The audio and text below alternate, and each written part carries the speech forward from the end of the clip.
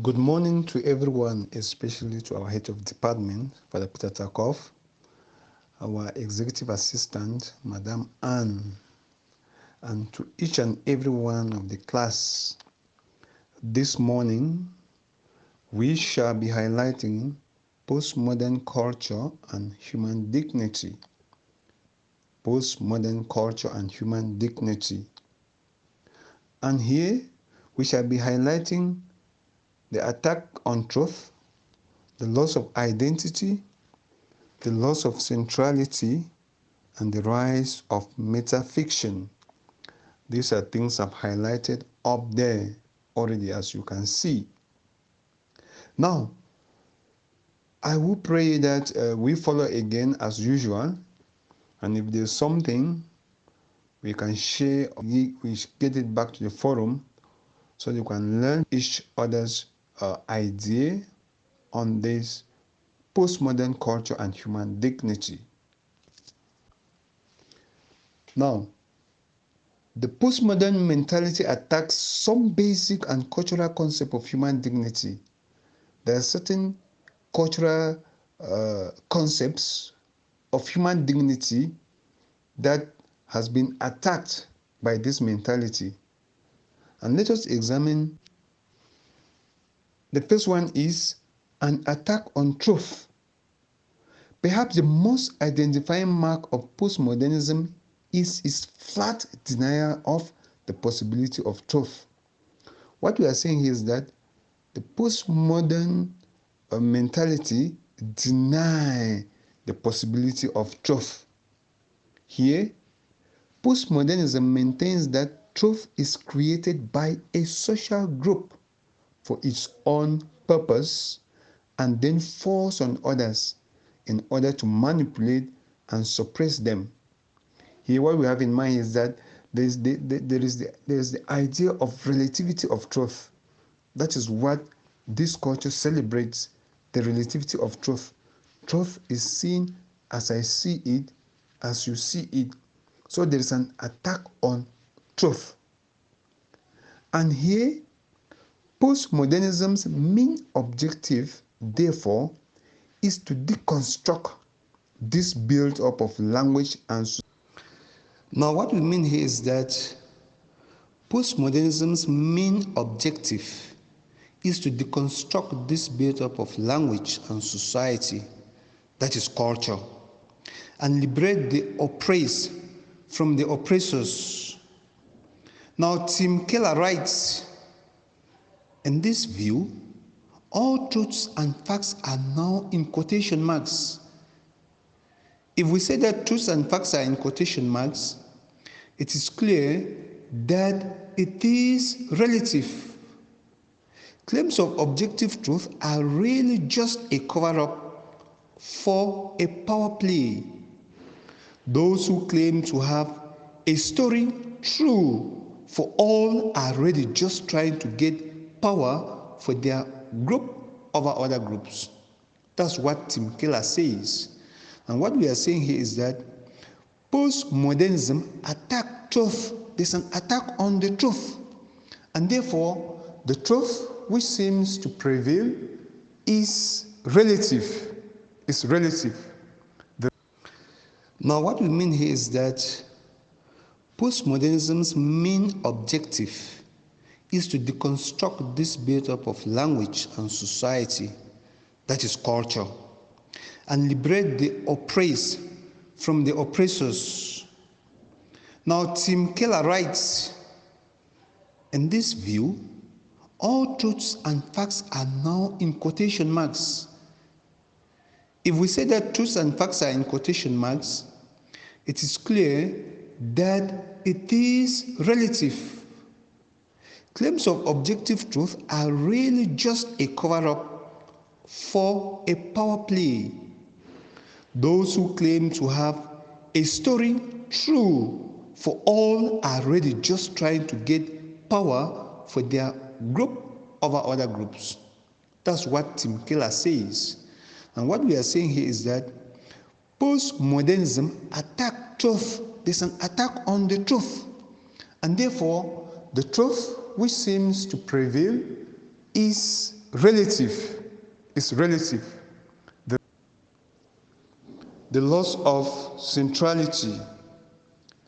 The loss of centrality leads to and goes hand in hand with the loss of man's place in the universe, which is central to human dignity.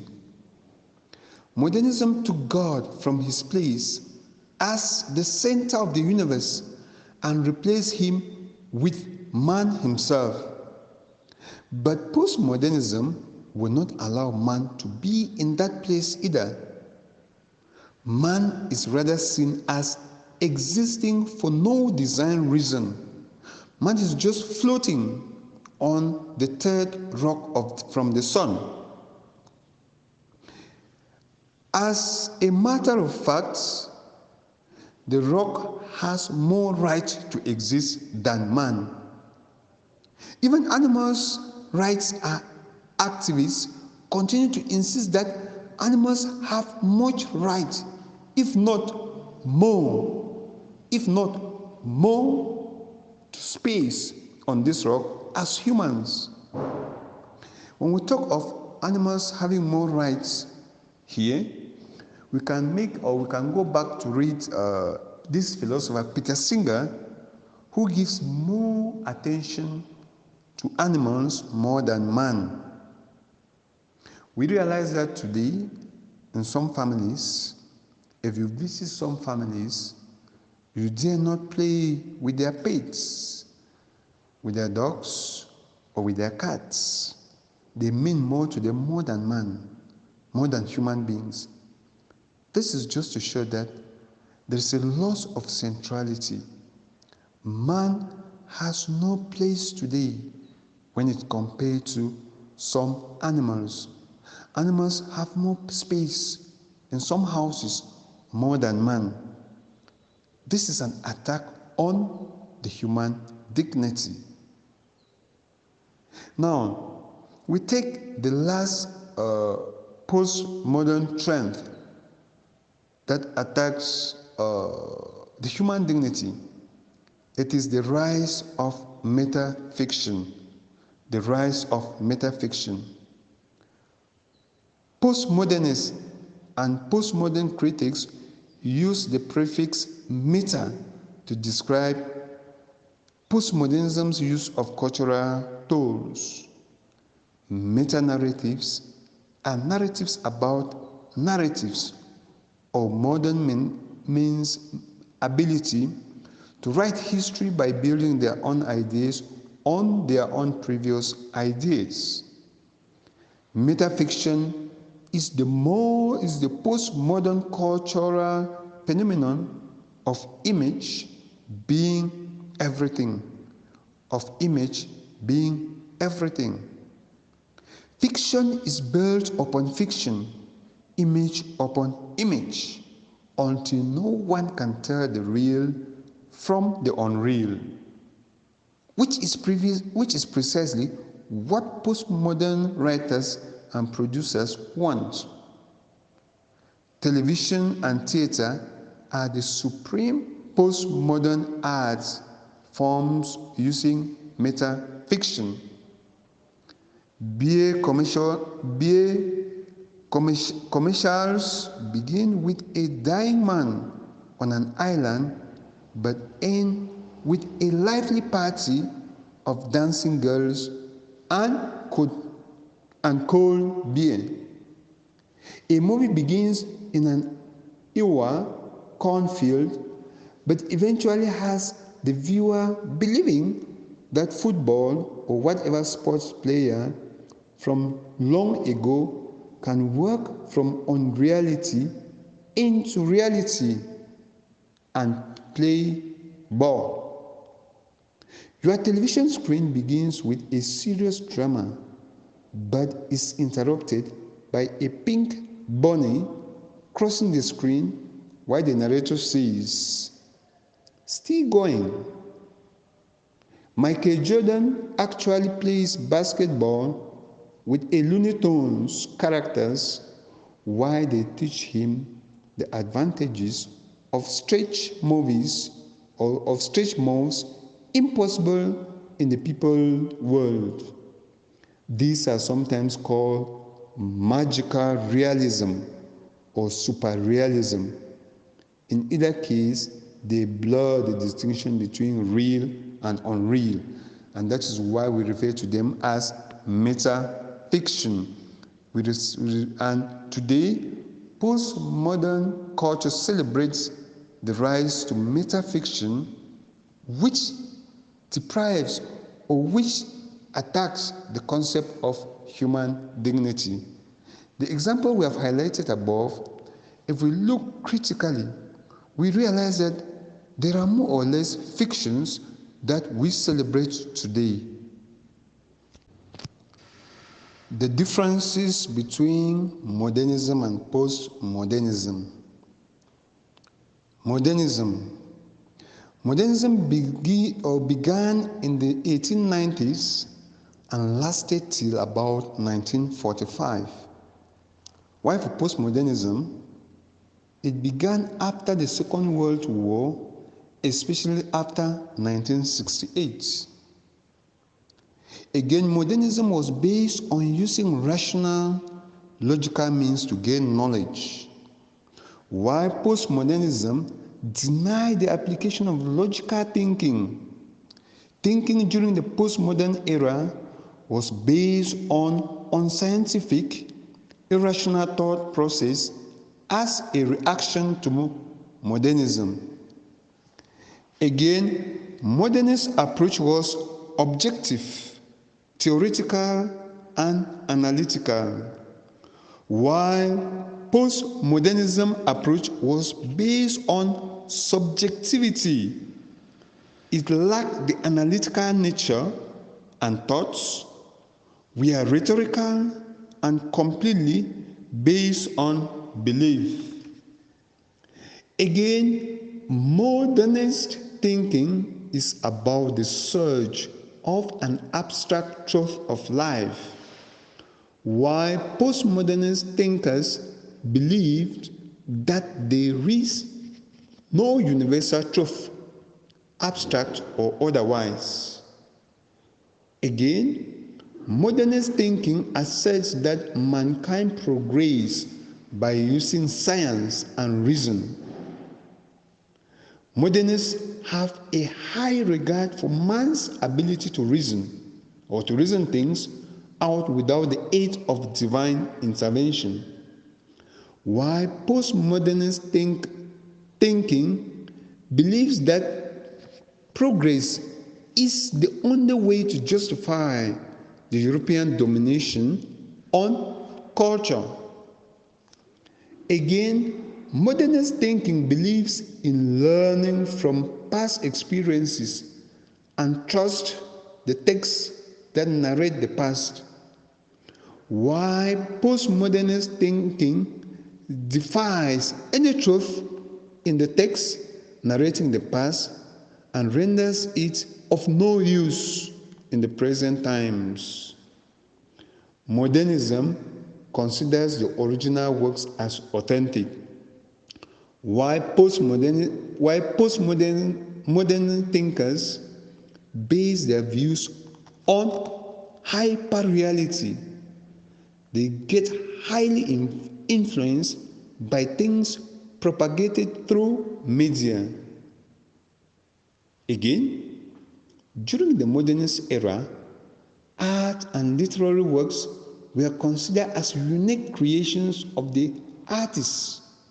People were serious about their purpose of producing art and literary works. These works were believed to bear a deep meaning. Novels and books predominated the society, while postmodernist era came with the onset of computers, media, and advancement in technology. We are going to get this in most of our presentations. Television and computers became dominant in the society. Art and literary works began to be copied and preserved by the means of. Again, modernists believe they can discover unified and coherent foundations of truth. that are universally true and applicable, while postmodernists stress that language, culture, and society are arbitrary and conventionally agreed upon and should not be considered natural. They accept the limitations of multiple nuance, fragmentation, and indeterminacy. Again, modernists search for universals, while postmodernists do not merely follow modernists chronologically. They critique, they identify differences. Again, modernism places faith in the ideas, values, beliefs, culture, and norms of the West, while postmodernism rejects Western values and beliefs as only a small part of the human experience, and often rejects such ideas, beliefs, culture, and norms. Modernism attempts, Modernism attempts to reveal profound truth of experience and life, while postmodernism is suspicious of being profound, in quote, because such ideas are based on one particular Western value systems. Modernism attempts to find depth and interior meaning beneath the surface of objects and events, while postmodernism prefers to dwell on an exterior image and avoids drawing conclusions or suggesting underlying meanings associated with the interior of objects and events. Lastly, modernism focuses on central themes and a unified vision or a united vision in a particular piece of literature. I take it again.